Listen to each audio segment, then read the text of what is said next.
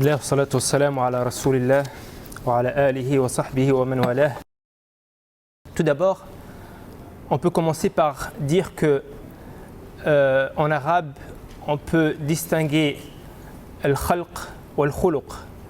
Et le khalq fait référence à l'aspect physique de l'être humain. Ou al-khuluq fait référence à la réalité intérieure, la réalité spirituelle de l'être humain. Allah subhanahu wa ta'ala nous dit dans le Coran: إذ قال ربك للملائكة إني خالق بشرا من طين فإذا سويته ونفخت فيه من روحي فقعوا له ساجدين. Donc, quand ton Seigneur dit aux anges: je vais créer d'argile un être humain, quand je l'aurai bien formé et lui aurai insufflé mon esprit, jetez-vous devant lui prosternés. Donc Allah subhanahu wa ta'ala dans ce verset relie le corps à tin, à l'argile. Bashar min tin. Alors qu'il relie l'esprit, l'âme, à sa propre personne. Cette réalité intérieure, il la relie à sa propre personne. Cela est dû au fait que le corps fait partie d'un monde céleste, un monde profane plutôt, et que le corps, un monde éphémère, et que le corps est traversé par des pulsions et par des passions qui sont à même à le pervertir, qui sont à même à pervertir l'être humain. Alors que l'âme fait partie d'un monde céleste et que l'âme est soumise de par sa nature, de par sa fitra, à Allah subhanahu wa ta'ala. Telle est donc l'essence de cette réalité intérieure. Et donc, al-khuluq, l'éthique, c'est quelque chose que l'être humain possède d'une manière innée. C'est la réalité de sa nature, de sa fitra. C'est ce qui fait de lui un être humain. Donc c'est l'éthique. Et Allah subhanahu wa ta'ala fait référence à cette vérité dans le Coran, dans Sourate An-Nur, en nous disant, en comparant la fitra, donc la réalité intérieure de l'être humain, à une huile d'olive qui presque brille sans avoir besoin d'être allumée par le feu. Donc cette huile d'olive qui est la fitra, qui guide l'être humain vers la tâche pour laquelle il a été créé, presque guide l'être humain pour la tâche pour laquelle il a été créé sans avoir besoin d'être allumé par le feu.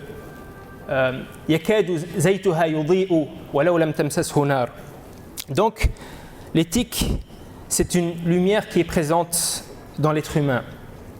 La responsabilité pour laquelle l'être humain fut créé, en vérité, c'est de sauvegarder cette nature, c'est de faire briller cette lumière qui est en lui, c'est de tenter de rester fidèle à sa fitra, à cette éthique qui fait de lui un être humain, tant sur le plan individuel que sur le plan collectif. Car même si l'éthique est quelque chose d'intrinsèque à l'être humain, l'humain sera dans cette vie éprouvé par des facteurs multiples qui sont à même de l'éloigner de sa nature, d'empêcher cette lumière de briller. Et c'est ainsi qu'on pourra appréhender la place de l'éthique dans la révélation. Dans le verset cité précédemment, la fitra, donc cette huile d'olive, cette lumière qui est dans l'être humain, est proche de briller sans avoir besoin d'être allumée par la lumière, par le feu de la révélation. Toutefois, la fitra ne suffit pas pour assurer que l'humain puisse rester proche de son humanité à cause des influences internes et externes et à cause des aléas et des difficultés de la vie, à cause de ce que le Coran appelle ad-dunya. Et donc le but principal de la révélation sera de permettre à l'être humain d'être fidèle à cette fitra, permettre à l'être humain de faire briller cette lumière qui est en lui, cette éthique qui est en lui. Tel est le but principal de la révélation et c'est ce qu'on peut retrouver dans plusieurs versets. Par exemple, Allah subhanahu wa ta'ala nous dit: فَأَقِمْ وَجْهَكَ لِلدِّينِ حَنِيفًا فِطْرَةَ اللَّهِ الَّتِي فَطَرَ النَّاسَ عَلَيْهَا لا تبديل لخلق الله ذلك الدين القيم ولكن أكثر الناس لا يعلمون. Dirige ton être vers la religion en tant que dévot serviteur. Telle est la nature qu'Allah a placée dans l'être humain, nul changement dans la création d'Allah. Donc, telle est la tâche de la révélation, ou telle est la raison pour laquelle Allah subhanahu wa ta'ala nous a révélé donc, la révélation. C'est pour purifier cette lumière de ce qui pourrait l'empêcher de briller. Et le mot purification, tazkiya, est un mot qui revient souvent dans le Coran.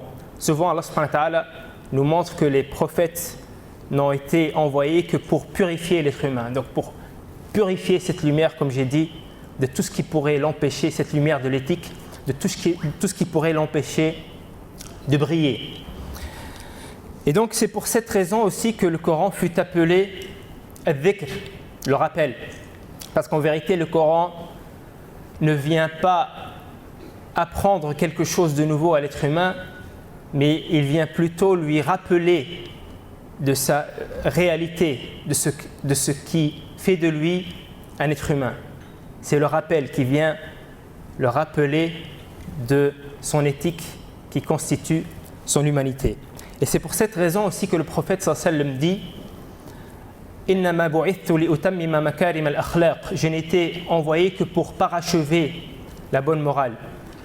C'est-à-dire que le prophète sallallahu alayhi wa sallam n'a pas été envoyé pour établir l'éthique, parce que l'éthique c'est quelque chose qui est déjà établi dans chacun d'entre nous, mais il est venu pour la parachever en donnant à l'être humain les moyens de faire face à cette dunya qui pourrait la pervertir ou le pervertir. Le fisq en arabe, c'est justement le fait de s'éloigner de la fitra.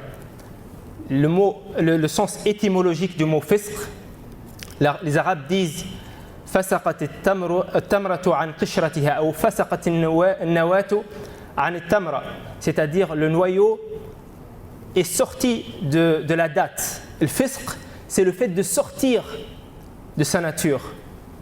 Donc la perversion, le fisq en arabe, c'est le fait de s'éloigner de sa fitra. Et donc le prophète sallallahu alayhi wa sallam, il est venu pour parachever l'éthique, c'est-à-dire pour permettre à l'être humain de rester fidèle à son éthique. Et comme j'ai dit, il n'est pas venu pour l'établir parce qu'elle est déjà présente dans chaque être humain. Et le Coran fait l'éloge du prophète sallallahu alayhi wa sallam en mettant en avant sa moralité, son éthique. Wa innaka la'ala khuluqin 'azim, et tu es certes d'une moralité éminente. Le Coran n'a pas mis en avance l'abondance de ses adorations, car en vérité les adorations ne sont qu'un moyen pour réaliser l'éthique. Le Coran n'a pas mis en avance l'abondance de ses bonnes actions, parce que l'éthique est quelque chose de transcendant à la bonne action. C'est quelque chose qui est là pour stimuler, c'est quelque chose qui va stimuler la bonne action. C'est en quelque sorte quelque chose, ou bien la bonne action est en vérité la concrétisation de l'éthique. L'éthique, en vérité, c'est le tawhid, lorsqu'il s'empare du cœur et lorsqu'il en sort toute influence susceptible de soumettre l'être humain à son joug et de le dénaturer de son humanité. C'est pour cela que le prophète sallallahu alayhi wa sallam nous dit « Khayrukum islaman ahasinukum akhlaqa idha faqihu » Le meilleur, celui qui a le meilleur islam, c'est celui qui a la morale la plus complète. Et dans un autre hadith « Akmalul mu'minina imanan ahasinuhum akhlaqa » les croyants qui ont la meilleure foi, c'est ceux qui ont la meilleure éthique ou bien la meilleure morale. Et donc, tout ceci nous permet d'appréhender la place de l'éthique dans les textes fondateurs de l'islam, car au final, ils n'ont été envoyés que, ou bien ils n'ont été révélés que pour permettre à la lumière de l'éthique de briller. Aussi, en examinant les textes, on se rend compte que les détails et les modalités qui permettront de réaliser l'éthique sur le plan individuel ont été plus développés ou bien plus détaillés par les textes que les détails qui serviraient à réaliser l'éthique sur le plan collectif. La plupart des textes de l'islam, en effet, renferment des principes généraux et ne traitent pas des détails ou des modalités de leur application. Et cela est dû à des différences entre la réalité de l'individu et la réalité du contexte social, comme on le verra plus tard, Inch'Allah. Quant au contexte et au rôle du contexte dans la réalisation de l'éthique, effectivement, le contexte a une importance majeure, aussi bien sur le plan de la réalisation de l'éthique, ou bien aussi bien sur le plan de l'éthique individuelle que sur le plan de l'éthique collective. Le rôle du contexte dans la réalisation de l'éthique sur le plan individuel, c'est que la réalité vient éprouver l'éthique. Celui qui vit une vie intérieure, celui qui est conscient de ce qui se passe à l'intérieur de lui, celui qui est conscient de l'impact de la réalité sur son éthique, passera les épreuves et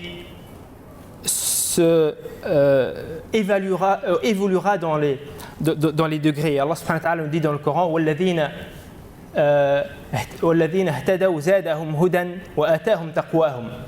quant à ceux qui se mirent sur la bonne voie, il les guida encore plus et leur inspira leur piété. De ce fait, l'éthique individuelle sera définie et forgée par la vie quotidienne. C'est les épreuves du quotidien qui peuvent nous apprendre comment retourner à notre vraie nature et être fidèle à l'éthique qui la constitue. Par exemple, si quelqu'un, si une épreuve du quotidien nous pousse par exemple à la jalousie, eh bien cela sera une occasion de prendre acte de ce méfait et de s'en débarrasser. Ce qu'on peut déduire du verset où Allah subhanahu wa ta'ala nous dit « Inna alladhina attaqaw idha massahum ta'ifun min ash-shaytani tadhakkaru fa idha hum mubsirun » Ceux qui pratiquent la piété lorsqu'une suggestion du diable les touche se rappellent et les voilà devenus clairvoyants. Donc c'est la vie quotidienne, c'est les épreuves du quotidien qui nous permettent de réaliser ce qui se passe à l'intérieur de nous et qui nous permettent d'évoluer. Et Allah subhanahu wa ta'ala nous dit dans le Coran وَبَلَوْنَاهُمْ بِالْحَسَنَاتِ وَالسَّيِّئَاتِ لَعَلَّهُمْ يَرْجِعُونَ. Nous les avons éprouvés par des biens et par des maux, peut-être reviendraient-ils. Donc c'est-à-dire que les épreuves du quotidien ne sont pas là par hasard. Il suffit d'avoir conscience de ce qui se passe à l'intérieur de nous et d'avoir conscience de l'impact de cette réalité sur notre monde spirituel. Allah subhanahu wa ta'ala nous dit dans le Coran, après que Aïcha a été accusée d'adultère, إن الذين جاءوا بالإفك من عصبة منكم لا تحسبوه شرا لكم بل هو خير لكم. Donc Aïcha a été accusée d'adultère et Allah subhanahu wa ta'ala nous dit dans le Coran que ces accusations-là en vérité sont un bien pour vous et ce n'est pas un mal, c'est un bien. Où se trouve le bien? Le bien est là pour ceux qui ont la faculté de le voir. Donc pour ceux qui ont la faculté de le voir, pour ceux qui vivent cette vie intérieure, pour cela, ces épreuves du quotidien seront un bien parce qu'ils leur permettront d'évoluer et de se rapprocher de leur vraie nature, de se rapprocher de cette éthique. Donc il suffit seulement d'être attentif aux événements du quotidien. Chaque événement peut être un enseignement qui nous élève en rang et qui nous éloigne, ou bien qui nous éloigne un peu plus. Donc, il n'y a pas de doute que le retour à l'éthique sur le plan individuel aura des répercussions considérables sur la société humaine et que la réalisation de l'éthique sur le plan individuel est indispensable à la réalisation de l'éthique sur le plan collectif. Néanmoins, il convient de distinguer entre l'éthique sur le plan individuel et celle sur le plan collectif afin de ne pas oublier d'œuvrer pour cette dernière. Pourquoi ? Parce qu'il y a des différences entre l'éthique individuelle et l'éthique collective, car la société humaine possède des spécificités qui ne sont pas présentes dans l'individu, et parce que la société humaine aussi a des responsabilités qui dépassent la responsabilité de l'individu. Donc on peut citer deux différences majeures entre l'éthique individuelle et l'éthique collective. La première, c'est que l'islam est venu avec des objectifs qui ne peuvent être réalisés avec la seule réalisation de l'éthique sur le plan individuel. Et la deuxième, c'est que la réalité de l'individu est plus stable que la réalité de la société qui évolue en permanence, et que les défis par lesquels est éprouvé l'individu, jalousie, orgueil, passion, etc., sont plus constants que les défis par lesquels est éprouvée la société. Et c'est pour cette raison que la révélation n'a pas autant développé les détails et les moyens avec lesquels pourrait être réalisée l'éthique sur le plan collectif, car ces moyens dépendent de l'évolution du contexte et de ses défis. Donc, le rôle du contexte le rôle du contexte dans la réalisation de l'éthique sur le plan collectif sera d'autant plus important que celui de sa réalisation sur le plan individuel. On peut résumer le rôle du contexte dans la réalisation de l'éthique sur le plan collectif en 4 points. Le premier, c'est que la compréhension du contexte nous permet de savoir comment appliquer les principes avec lesquels sont venus les textes. Et l'imam Shatibi nous dit dans le Muwafaqat que les textes sont caractérisés par l'abstraction, sont abstraits, alors que la réalité est caractérisée par des spécificités et il ne sera jamais au même degré d'abstraction que les textes. Le deuxième point, c'est-à-dire qui relève du rôle du contexte dans la réalisation de l'éthique sur le plan collectif, c'est que le contexte offre des moyens pouvant contribuer à la réalisation de l'éthique collective.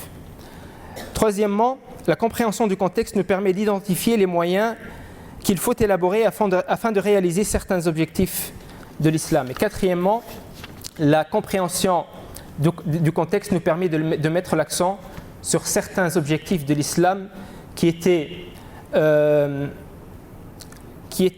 déjà établis d'une manière implicite dans la catégorisation traditionnelle des finalités, mais qui requièrent donc plus d'attention de la part des musulmans. Et lorsqu'on regarde l'histoire de l'islam, on voit que le contexte avait toujours eu son droit dans la production intellectuelle issue des principes de la révélation, jusqu'au déclin de la civilisation et de la sclérose de la pensée musulmane.